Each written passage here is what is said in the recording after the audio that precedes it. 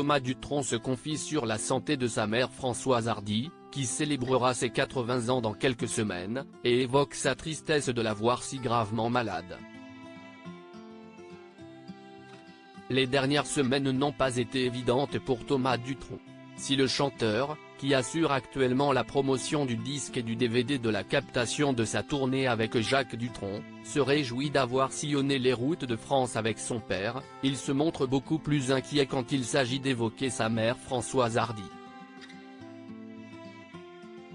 En effet, voilà plusieurs années que la chanteuse souffre d'un cancer du pharynx, qui la fait terriblement souffrir.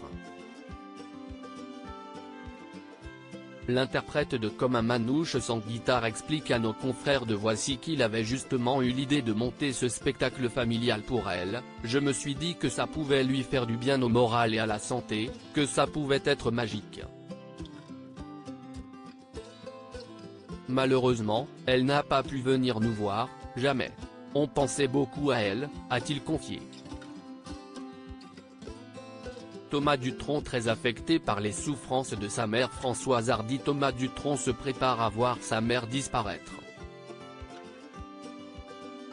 Cette dernière tente d'ailleurs de l'accompagner au mieux à la vie sans elle, en signant par exemple un texte très émouvant intitulé « Tant de belles choses ». Je réécouterai ces messages quand elle ne sera plus là, si est-il trop tôt, trop dur d'écouter ça maintenant.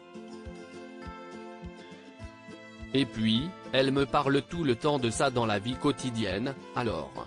Ma mère m'émeut énormément dans ses chansons, elles me font souvent pleurer. Mais pas celle-là, pour l'instant. Ce qui me fait pleurer chez ma mère, si est plutôt sa solitude et son désarroi amoureux.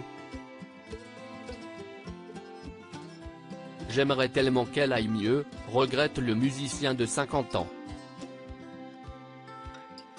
Françoise Hardy lance un appel à Emmanuel Macron. Il y a quelques jours encore, Françoise Hardy se livrait à nouveau sur les souffrances qu'elle endure au quotidien tant à cause de sa maladie que des traitements pour la maintenir en vie. Depuis mes dernières et récentes radiothérapies, je vais mal car mon œil droit voit tout très flou et est douloureux. Ma narine du même côté est toujours bouchée. La bouche et l'arrière-gorge sont encore plus asséchées.